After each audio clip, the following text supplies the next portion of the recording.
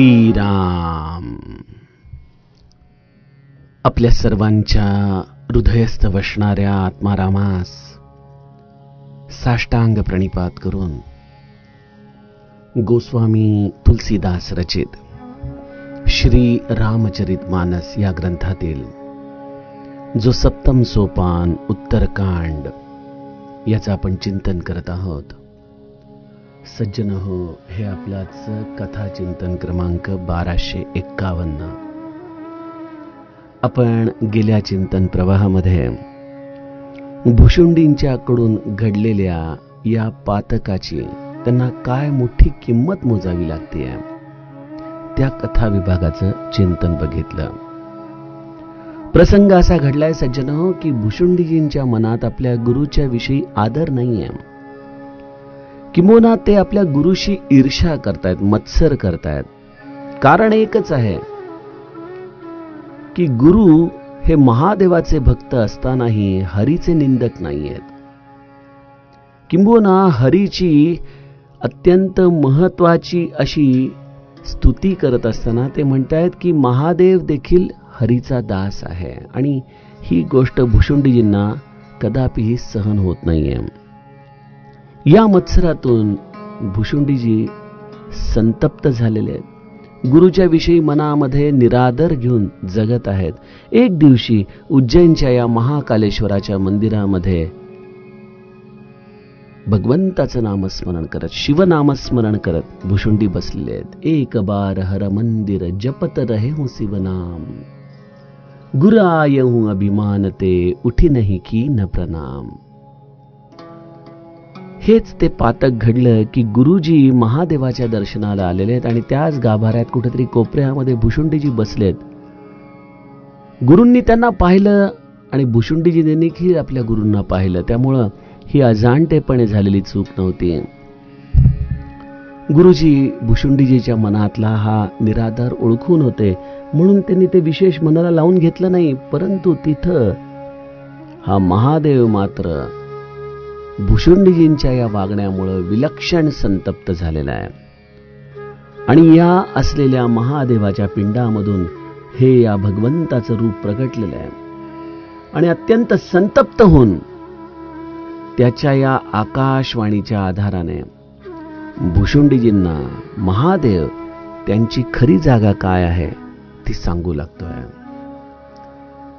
सज्जनो, काल आपण इथपर्यंतचा कथाभाग बघितला.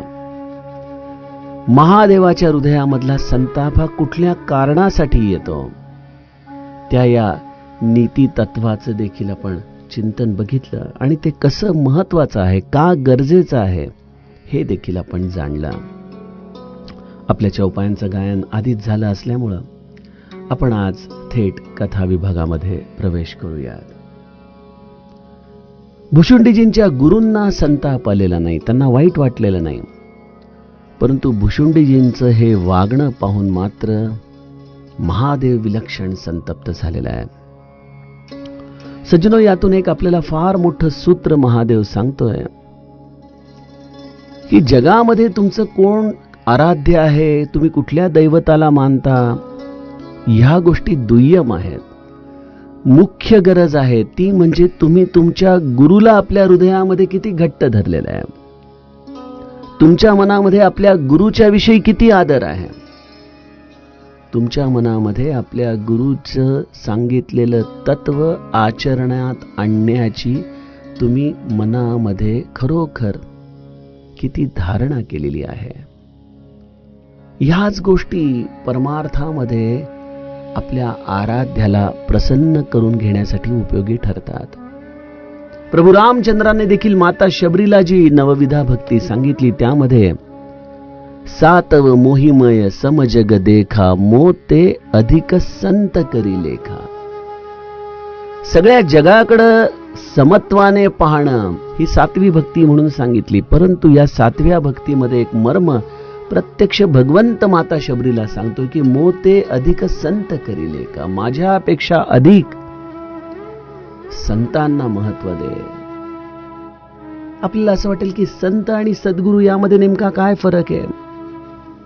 मला देखील हा प्रश्न दासबोधाचा अभ्यास करताना पडला होता की समर्थांनी जो पहिला दशक, स्तवनाचा दशक सांगितलेला आहे, त्यामध्ये सर्वप्रथम ग्रंथारंभ, मग गणेश स्तवन, मग शारदा स्तवन, मग सद्गुरु स्तवन आणि त्यानंतर संत स्तवन. मग सद्गुरु वेगळा आहे, संत वेगळे आहेत का? सज्जनो, याचं उत्तर मी त्यावेळेला दासबोधातही सांगितलंय, कदाचित रामचरितमानसमध्ये देखील कुठेतरी संदर्भाने बोललो असेन. आज या सद्गुरु आणि संत या कोड्याचं देखील आपण थोडासा मागोवा घेणं गरजेचं आहे. बघा, जशी एखादी मुलगी जर विवाहित होऊन एखाद्या वकिलाशी तिचा विवाह झाला तर तिला आजूबाजूच्या परिसरातले सगळेजण वकिलीनबाई म्हणू लागतात. म्हणजे ही वकिलीनबाईची उपाधी त्याला मिळते. त्याप्रमाणे सज्जनो, सद्गुरु हे व्यक्तिवाचक, सद्गुरु हे कुठल्याही पद्धतीने एखाद्या पदाचं निदर्शक नाहीये. सद्गुरु हे तत्व आहे आणि त्या तत्वाचं प्रागट्य होतं ते कारुण्यातून. त्यामुळे संत हे या सद्गुरूच्या हृदयातून वाहणाऱ्या कारुण्याचं प्रतीक आहे. सद्गुरु हे तत्व आहे, संत हे करुणा आहे. त्यामुळं या म्हटलं तर एकाच नाण्याच्या दोन बाजू आहेत. ज्याच्या हृदयामध्ये करुणा नाही तो संत नाहीच, आणि ज्याच्या हृदयामध्ये करुणा नाही तो कधीही सद्गुरु पदावरती आरूढ होऊ शकत नाही. करुणेशिवाय सद्गुरु केवळ अशक्य आहे, केवळ अशक्य. श्री महाराजांचं मी ते उदाहरण सांगतो ना तुम्हाला, की महाराज एकदा गिरवीला असताना महाराजांच्याकडं एक व्यक्ती आली, जी देहामध्ये महाराज असताना त्यांच्याकडून अनुग्रह घेऊन गेली होती. 20-25 वर्षाचा कालावधी लोटलेला होता आणि तो आपली साधना टिकवू शकला नाही, किंबहुना त्याची आचरण नीती भ्रष्ट झाला असल्यामुळे त्याला घरादारात सगळ्यांनी हाकलून दिलं. असा असहाय्य झालेला हा, त्याला कोणीतरी सांगितलं की महाराज वाणी रूपाने प्रगट आलेत. त्याला असं वाटलं की आपल्या सद्गुरूंना जाऊन आपण सांगावं की आपल्याकडून एवढ्या चुका झालेल्या आहेत, ते आपल्याला स्वीकारतील का. अशा संकोचाच्या भावनेने तो गिरवीला पोचला. वाणी रूपातले महाराज सगळ्यांचं दर्शन झाल्यानंतर विचारतायत की बाहेर कोणी उभं आहे का. आणि तेव्हा ही व्यक्ती बाहेर उभी आहे, कळताच त्याला आत बोलवा म्हणतायत. तो अत्यंत संकोचाने आत येऊ लागतो. महाराजांच्या चरणांवरती पडून गडाबडा लोळत असताना रडू लागतो की माझ्याकडून खूप अपराध झाले, मला ह्यांनी सोडलं, मला त्यांनी सोडलं, आपली सगळी कर्म कहाणी सांगू लागतो. महाराज म्हणतात, अरे थांब, समाजानेच सोडलं ना, घरच्यांनीच सोडलं ना, तुला मित्र परिवाराने सोडलं ना, अरे सोड. उद्या जरी तुला प्रत्यक्ष देवाने जरी सोडलं तरी मी तुला सोडणार नाही. जो नाम घेतो तो माझा. किती महाराजांचा व्यापक दृष्टिकोन आहे, केवढी या संप्रदायाची व्यापक भूमिका आहे. सज्जनो, हे सद्गुरु तत्व आहे आणि त्यातून वाहणारी ही करुणा आहे. त्यामुळं असा ज्याच्या हृदयामध्ये संयोग आहे तो माझ्यापेक्षा देखील श्रेष्ठ आहे, असं प्रत्यक्ष प्रभू रामचंद्र माता शबरीला सांगतायत. अशा संताची करुणा आपल्या जीवनामध्ये अनुभवणं हाच तो एकमेव परमार्थिक अनुभव आहे आम्हा सामान्य जीवांसाठी. बघा, आपण सर्व दृष्टीने विचार केला तर आपण आपल्या सद्गुरूला साजेसे आहोत का हो. मी निदान माझ्यापुरता विचार करतो की अरे आपण एक सामान्य जीव, काहीतरी व्यवसाय, पोटपाण्याचा धंदा करून आपलं घर कुटुंब चालवणारे, थोडंफार काय परमार्थामध्ये जमेल तेवढी साधना आपण करतोय. परंतु ज्या पद्धतीचं समर्पण आपल्या गुरूंनी केलं, ज्या पद्धतीचं त्यांनी रामभक्तीचं कार्य या समाजामध्ये केलं, त्यासाठी आपल्या स्वतःच्या सुखाची तिलांजली दिली, आपला स्वार्थ संपूर्णपणे सोडून दिला, अशा सद्गुरूचे आम्ही अनुग्रहित. त्यांनी आमचा हृदयामध्ये त्यांचा प्राण प्रतिष्ठापित केला. परंतु ते नित्य माझ्या भोवती असतानाही, नित्य माझ्या भोवती त्यांचं कवच असतानाही, ते मला नित्य पाहत असतानाही मी 24 तास माझ्या गुरुला शोभेल असं राहू शकतोय का हो. कदाचित कलियुगामध्ये देहाच्या आधाराने झालेली पातक मोजली जात नाही, ठीक आहे, हा कलियुगाचा उदारतेचा गुणधर्म आहे, परंतु माझ्या मनातल्या पापांचं काय? विनय पत्रिकेमध्ये गोस्वामी तुलसीदासांनी देखील हीच व्यथा रामासमोर मांडली की कधी मी संतांसारखं राहायला शिकणार, कधी माझं आचरण सुधारणार रामा? आता तुझ्या कृपेशिवाय हे केवळ अशक्य आहे रे. कब हूं कहो यही रहनी रहोगे. माझं हे राणीमान असंच राहणार का रे रामा? खरोखर असं संतांच्या चरणी अत्यंत विनयाने शरणागत गेल्याशिवाय माझी खरंच वृत्त्यंतर कसं होणार? कशी माझी वृत्ती पालटणार? सज्जनहो, आम्ही आमच्या जीवनामध्ये खरोखर आपल्या सद्गुरूला शोभेसे आहोत का? हा एक फार मोठा प्रश्नच आहे आपल्या जीवनात. आणि तरी देखील तो गुरुराया आपल्यावरती कृपा करतो, आपला संसार सांभाळतो, आपल्या अडल्या नडल्या गोष्टींमध्ये धावून येतो. आपण करत असलेल्या अल्पस्वल्प साधनेचं देखील त्याला कौतुक वाटतं. म्हणतो माझे लेकरं किती दमतात, किती कष्ट घेतात रामकार्यासाठी, किती सेवा करतात. प्रत्येक गोष्टीचं त्याला कौतुक वाटतं. काय या संत हृदयाची करुणा आहे. खरोखर आपण आपल्या जीवनाकडे जर नीट वळून पाहिलं ना, थोडंसं त्रयस्थतेने, जे काही छोट्या मोठ्या गोष्टी आपल्या मनाविरुद्ध घडतात त्या सोडून जर आपण जीवन बघितलं, जेवढा काही आपल्या पाण्याचा ग्लास भरलेला आहे त्या भरलेल्या ग्लासच्या दृष्टीने आपल्या जीवनाचा विचार केला तर लक्षात येतं की केवळ केवळ केवळ या गुरुरायाच्या करुणेचं फळ आहे. अन्यथा काय आपल्याकडं? काय? या महागाईच्या काळामध्ये, या कलियुगामध्ये, जिथं प्रत्येक मोठा मासा छोटा मासाला खाण्याचा प्रयत्न करतोय, कोण वाचवतंय आम्हाला? कोण सांभाळतंय? आमच्यासारख्या सामान्यांच्या मागं हे कोणाचं कृपाछत्र कार्य करतंय? मग अशा सद्गुरूच्या चरणी वारंवार कृतज्ञता व्यक्त करणं हेच आमच्या हातामध्ये आहे. आम्ही अजून दुसरं काय करू शकतो? मला सांगा, जर त्यांनी आम्हाला रामनामाकडे वळवलं नसतं, त्यांनी जर आम्हाला रामभक्ती सांगितली नसती, तर आम्ही या जन्मामध्ये तरी नाम घेतलं असतं का? या रवींद्र पाठक सारख्या व्यावसायिकाने एवढी 1250 दिवसाची रामकथा कधीतरी सांगायचा प्रयत्न केला असता का स्वतःच्या बुद्धीने? हे केवळ अशक्य आहे. हे केवळ केवळ केवळ अशक्य आहे. हे केवळ त्याच्या करुणेचं फळ आहे. आपल्या आयुष्याच्या कुठल्याही टप्प्याकडे वळून बघा, त्रयस्थपणे बघा, लक्षात येतं की हे माझ्या जीवनामध्ये जे काही आहे ते माझ्या गुरुरायाचं आहे, त्याच्या करुणेचं फळ आहे. सज्जनो, त्यामुळं आपण आपल्या गुरुच्या चरणी नित्य कृतज्ञ राहणं हीच सगळी आपली साधना आहे. बघा, महादेव म्हणतोय की अरे भुशुंडी, अशा आपल्या गुरुच्या चरणी कृतज्ञ राहण्याच्या ऐवजी तू काय करून बसलास? काय करतोयस तू? जे सठ गुरसन ईर्षा करही, रव रव नरक कोटी जुग परही. गुरुच्या चरणी अशी कृतज्ञता व्यक्त करण्याच्या ऐवजी तू आपल्या गुरुशी मत्सर करतोयस, गुरुशी ईर्ष्या करतोयस. कुठं फेडणार हे पाप? सज्जनो, एक प्रकारे आपल्याला देहातला गुरु नाहीये हे खूप चांगलं आहे. श्री महाराज म्हणतात की देहबुद्धीने तुम्ही देहातल्या गुरु बरोबर राहिला तर नित्य मनामध्ये संशय घेऊनच राहाल. हे असं का बोलले? हे असं का वागले? हे त्यांना शोभतं का? अशा प्रकारच्या नाना शंका कुशंकाच तुमच्या मनामध्ये येत राहतील. आज या समाधीमधल्या गुरूंच्या चरणी आम्ही निदान अत्यंत निर्मळ भाव प्रगट करण्याची संधी निर्माण करू शकतो, कारण आम्हाला आमच्या देहबुद्धीच्या आधाराने त्यांचं आचरण या जन्मात तरी बघण्याची सोय उपलब्ध नाही. त्यामुळं श्री महाराज देहाने होऊन गेले या भूमिकेमुळं आमची देहबुद्धी कुठंतरी थोडी भ्रमित होण्यापासून थांबते.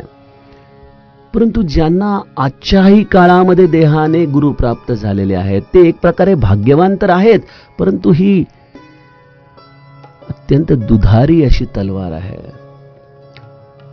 समर्थ आपल्याला सद्गुरु लक्षणांमध्ये सांगतात की कसं आहे गुरु शिष्याचं नातं. खडकाळ जमीन आहे आणि बीज उत्तम आहे, वाया गेलं. आणि जमीन सुपीक आहे, परंतु बीज किडकं आहे, पीक हातात येणं शक्य नाही, वाया गेलं ते देखील.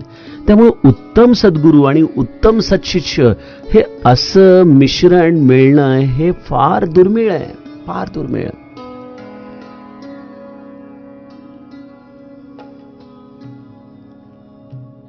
पूज्य मोरारी बापूंचं एक वाक्य डोळ्यासमोर येतं की गुरु पद कभी कमजोर नहीं होता. गुरु शायद कमजोर हो, लेकिन गुरुपद कभी कमजोर नहीं होता. तुमच्या गुरुच्या विषयी मनामध्ये जरी काही शंका, विकल्प, संशय आले तरी एक लक्षात घ्या, तो ज्या पदावरती बसलेला आहे, तो ज्या तत्वावरती आरूढ झालेला आहे, ते तत्व हे कधीच विकल नसतं, ते कधीच हतबल नसतं. ते तुम्हाला नित्य त्या पूर्णत्वाच्या दिशेनेच नेत असतं. सज्जनो, हे सगळं तुमच्या मनातल्या शुद्धीवरती अवलंबून आहे. ती कथा नव्हती का, त्या एका भागवतकाराने सांगितलं गोपींना की अरे भगवंताचं नाम घेतलं तर भवसागर तरून जाता येईल. कोणीतरी विचारलं ही नदी तरून जाता येईल का? अरे त्यात काय अवघड आहे म्हणे. आणि दुसऱ्या दिवशी ती गोपी नदीवरून इकडे येण्याचा प्रयत्न करते, नावाडी उपलब्ध नाही. इकडे तर कथा सुरू झाली आहे, तिच्या मनामध्ये विचार येतोय आणि तिच्या मनात तो मागच्या दिवसाची ती गोष्ट आठवते की तुम्ही मनापूर्वक, निश्चयपूर्वक नामस्मरण करा, तुम्ही सहज नदी तरून जाल. आणि तिने त्याच पद्धतीने नामस्मरण करत नदी तरत ती पलीकडे आली. भागवतकारांना जेव्हा सांगते तेव्हा ते अचंबित झाले, अगं कसं शक्य म्हणे. असं म्हणून ती त्यांना घेऊन नदीवरती येते आणि जेव्हा भागवतकार तो स्वतः प्रयत्न करतात तेव्हा ते बुडतात. म्हणजे सज्जनो, गुरु हा कधीतरी कदाचित कमजोर असू शकेल, परंतु गुरुपद हे कधी कमजोर नाही. ते गुरुपद हे तुमच्या विश्वासावरती अवलंबून आहे. तुमचा जेवढा शुद्ध भाव आहे, जेवढा तुमच्या हृदयामधून कृतज्ञतेचा भाव आहे, तेवढं तुम्ही गुरुपदाशी संलग्न असता. त्यामुळं आपल्या गुरुच्या चरणी नित्य कृतज्ञ राहणं हेच आमच्या हातात आहे. परंतु या उलट जर आम्ही ईर्ष्या करू लागलो, मत्सर करू लागलो, आणि हे सामान्य जीवाला नित्य पदोपदी अनुभवायला येतं.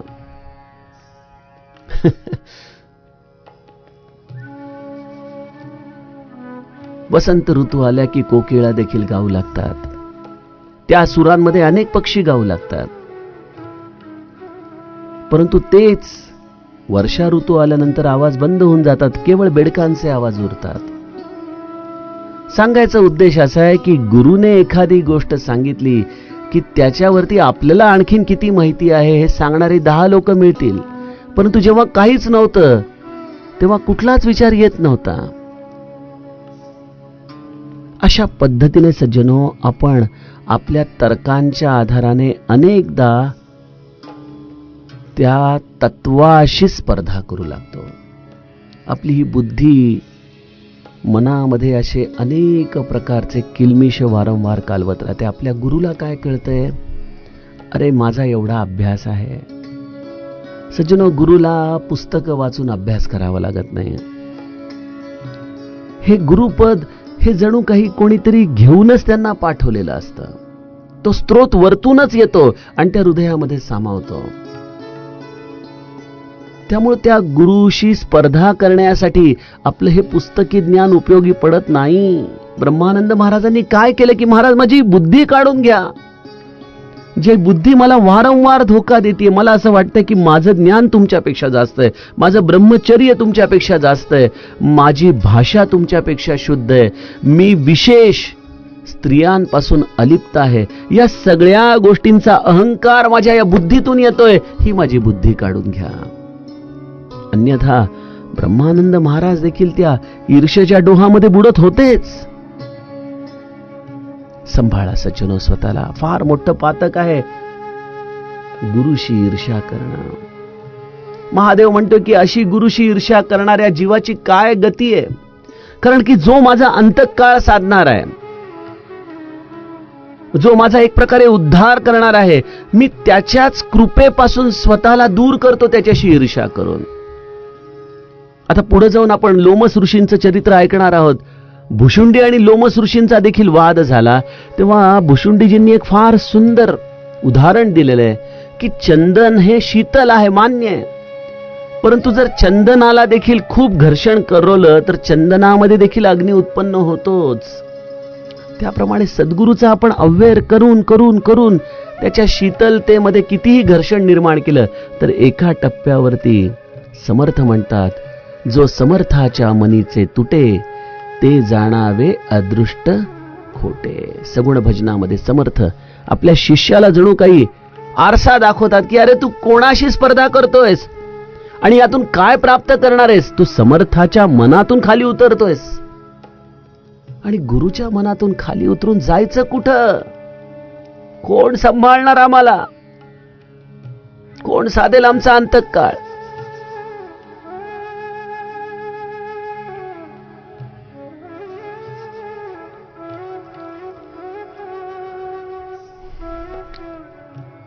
ते राम आणि हनुमंताची कथा आहे ना, की राम देखील एकदा एक दगड पाण्यामध्ये टाकून बघतो की अरे जर माझ्या नामाने तरतात तर मी टाकल्यानंतर तरलाच पाहिजे, परंतु तो दगड बुडून जातो. हनुमंत म्हणतो, प्रभू आपण ज्याला सोडाल तो बुडणारच. सज्जनो, ज्याने गुरुने ज्याचा हात सोडला, जे खरं तर खूप अशक्य कोटीतलं काम आहे, परंतु अशा या जे समर्थाच्या मनीचे तुटे, अशा पद्धतीने जो त्याच्या अंतःकरणातून खाली उतरतो, त्याच्यासाठी जीवन नरकच आहे आणि मृत्यूनंतर देखील त्याच्यासाठी केवळ नरकच उघडा आहे, बाकी काय त्याच्याकडं. अशा या नरकामध्ये कोट्यावधी युगांपर्यंत त्याला पडून राहावं लागतं, कोट्यावधी युगांपर्यंत. सज्जनो, गुरुशिवाय जीवन जगणं देखील नरकापेक्षा काय? मला सांगा, आपल्या आयुष्यामधून आत्ताच्या क्षणी क्षणभर विचार करा आणि गुरुला वजा करा आणि बघा आपल्या आयुष्यात काय आहे. सुख बोचू लागतील तुम्हाला नरकासारखे. गुरुशिवाय सगळं शून्य आहे. तुम्हा विण शून्य दिसे नगर गोंदावले. ही आपल्या हृदयाची अवस्था आहे सज्जनो. त्यामुळे गुरुशिवाय जीवन देखील नरक आहे आणि मृत्यू देखील नरक आहे. अनंत यातना या जीवासाठी निश्चित ठरलेल्या आहेत, जो गुरुनिष्ठ नाही, जो गुरु आश्रित नाही, ज्याला गुरु मिळाले परंतु जरी देखील त्या गुरुची प्राप्ती झाल्यानंतरही ज्याने गुरुशी ईर्ष्या करत आपलं जीवन वाया घालवलं. त्यामुळे गोस्वामीजींनी फार महत्वाचे शब्द वापरलेत. रहु अधमाधम अधगती पायी. अरे अधम, अरे अधमती, अरे तुला ही अधोगतीच प्राप्त होणार. बघा, अधम तर आहेच, कारण ज्याला गुरु मिळाले परंतु त्याने गुरुशी ईर्ष्या केली. अधमती देखील आहे, कारण गुरुकडून नेमकं काय प्राप्त करायचं हेच त्याला कळलं नाही आणि यातून काय झालं, अधोगतीच त्याच्या जीवनामध्ये आली. जसा एखादा चेंडू खाली सोडल्यानंतर पडावा त्याप्रमाणे गुरुने एकदा आपला हात काढून घेतला ना सज्जनो, मला वाटतं पाताळामध्ये देखील आम्हाला जागा मिळू शकणार नाही. गुरुची आपण पेशन्स तपासू नयेत. गुरु व्यापक आहे, मान्य आहे, परंतु आपण इतकंही अधम होऊ नये की गुरुची व्यापकता देखील त्याला सामावून घेऊ शकणार नाही. जरी ते दया सिंधू आहेत तरी शेवटी सागराला देखील सुनामी येतेच. त्यामुळे आपण इतका प्रकृतीचा ऱ्हास करू नये की समुद्र आपली मर्यादा ओलांडेल. आणि हे आदी तत्व त्यामुळे संतापलेलं आहे की जा नरकामध्ये, तिथे अनेक युग पडून राहा आणि त्यानंतर जेव्हा जन्म मिळेल या नरकाच्या दरवाज्यातून बाहेर आल्यानंतर हा मानव देह मिळणार नाही. लक्षात ठेव. वेगवेगळ्या प्रकारच्या पशु पक्षींच्या योनीमध्ये राहा आणि 10,000 जन्मांपर्यंत दुःख प्राप्त करत राहा. बस, तुझ्या आयुष्यात आता दुःखाशिवाय दुसरं काही नाहीच. अरे अधम, तू आपल्या गुरुचा अपमान केलेला आहेस. तुझ्यासाठी सुख ते कुठलं रे? कुठल्या सुखाची अपेक्षा करतोस तू? आणि तुला असं वाटतंय की महादेवाचं मी नाम घेतो, मला कोण सांभाळणार नाही. इथं प्रत्यक्ष महादेवच येऊन तुला नरकाची वाट दाखवतोय. बातन मन ही रिझाई सठ जनी घालसी कुलखीस. राम विरोध न उबरसी सरन विष्णू अज ईस. सुंदरकांडमध्ये जे या लक्ष्मणाने रावणाला निरोप धाडला होता त्यामध्ये अत्यंत महत्वाचं वाक्य आहे की राम विरोध न उबरसी सरन विष्णू अज ईस. ईस म्हणजे महादेव. हे गुरुतत्व म्हणजेच प्रत्यक्ष राम आहे. हा चालता बोलता राम. त्याला शरण जाण्याच्या ऐवजी तू ब्रह्मा विष्णू महेश यांच्यापैकी कोणालाही जरी शरण गेलास तरी तुझी अधोगती ते थांबवू शकणार नाही. तू गुरुच्या समोर बसून राहिलास निर्लज्ज, एखाद्या अजगरासारखा बसून राहिलास. अरे दुष्टा, तुझी बुद्धी पापाने झाकली गेलीये रे. तुला कळत नाहीयेस तू काय वागलायस. महादेवाचा हा संताप आहे सज्जनो. आणि त्यामुळे महादेव म्हणतो की मी जर तुला आत्ता दंड केला नाही तर माझा सगळा वेदमार्गच भ्रष्ट होऊन जाईल. त्यामुळे मी तुला शाप देतो. तू ज्या अजगरासारखा तुझ्या गुरुच्या समोर बसून राहिलास ना, जा सर्प होऊन जा आता. या क्षणी सर्प हो. अरे अधम, अरे अधोगती, तुला या सर्पाची नीच योनी प्राप्त करण्याशिवाय आता दुसरा कुठला मार्ग उरला नाही. जा कुठल्या तरी झाडाच्या ढोलीमध्ये जाऊन राहा, एक अजगर बनून राहा. बघा सज्जनो, ज्या महादेवाने या सर्पांना आपल्या गळ्याशी आपल्या कंठाशी स्थान दिलेलं आहे तो महादेव जणू काही या भुशुंडींचा एक प्रकारे या कठोर शापातून स्वीकारच करतोय. परंतु जसं प्रत्येक सापाला महादेवाच्या कंठापर्यंत जाण्यासाठी अग्निदिव्यातून जावं लागतं, त्याचप्रमाणे भुशुंडीजींची वरती ही झालेली कठोर कृपा आहे की ज्या कठोर कृपेतून या सर्पयोनीतून महादेव त्यांचा उद्धार, म्हणून तो करुणा अवतार आहे. आणि शिवजींची ही आकाशवाणी या उज्जैनच्या महाकाळेश्वराच्या मंदिरामध्ये झाली. हा हा कार कीन गुर दारुण सुनिसिव साप कंपित मोहि बिलो की अति उर उपजा परिताप. शिवजींचा भयानक शाप या मंदिरामध्ये आकाशवाणीच्या रूपाने दुमदुमू लागलेला आहे. आणि माझे गुरुजी देखील त्याच वेळेला तिथे होते. या दरवाज्यातून गुरुजी आत आलेले आहेत आणि मी एकटा गाभाऱ्यामध्ये बसलेलो आहे आणि महादेवाची ही विलक्षण वाणी त्या गाभाऱ्यामध्ये निनादू लागलेली आहे. आणि माझे गुरुजी स्तंभित होऊन या सगळ्या गोष्टींकडे पाहतायत की अरे काय झालं माझ्या आश्रिताला, काय चूक झाली त्याच्याकडून. गुरुजी अत्यंत हाहाकार झालेल्या स्थितीमध्ये माझ्याकडे पाहतायत आणि माझी अवस्था कशी झाली आहे, मी जणू काही जागेवरती थिजलोय. माझ्या हातापायांना कंप सुटलाय, मी थरथर थरथर चळाचळा कापतोय. अहो ती महादेवाची वाणी आहे, ती काही साधी सुधी वाणी थोडी आहे. आणि माझ्या अंतःकरणामध्ये विलक्षण उद्विग्नता निर्माण झाली की अरे मी हे काय करून बसलो. हे महादेवा, अरे मी तुझा भक्त आहे, मी तुझं नाम घेतो. मला एवढ्या छोट्या शिक्षेची छोटी शिक्षा नाही. गुरुचा अपमान म्हणजे प्रत्यक्ष महादेवाचा अपमान तू केलेला आहेस. कुठलं नामस्मरण तुझं? ज्याच्या मनामध्ये विनय नाही, आदर नाही, त्याचं मी नाम देखील स्वीकारू शकत नाही. अशा रीतीने महादेवाचा हा संताप या समस्त महाकाळेश्वराच्या मंदिराच्या गाभाऱ्यामध्ये भरून उरलेला आहे. आणि गुरुजींच्या चरणांवरती मी जणू काही बेशुद्ध होऊन कोसळलोय. गुरुजींनी मला तसंच पटकन पुढे येऊन धावत धरलेलं आहे. जमिनीवरती मी गुरुजींच्या मांडीवरती पहुडलेलो आहे आणि गुरुजी महादेवाच्या या रौद्र रूपाकडे पाहतायत. आणि महादेवाचे हे रौद्र रूप पाहून आणि माझी ही असली अगतिकता पाहून, माझी केवलवाणी अवस्था पाहून गुरुजी या अवस्थेमध्ये देखील स्वतःच्या विवेकाला सांभाळतायत की अरे इथं मला डगमगून चालणार नाही, हा माझा आश्रित आहे. चूक झाली असेल तर त्यामध्ये माझी चूक आहे. समर्थ देखील म्हणतात ना, येथे शब्द नाही शिष्यासी, शिष्याकडे शब्द जात नाही, ती चूक माझी आहे.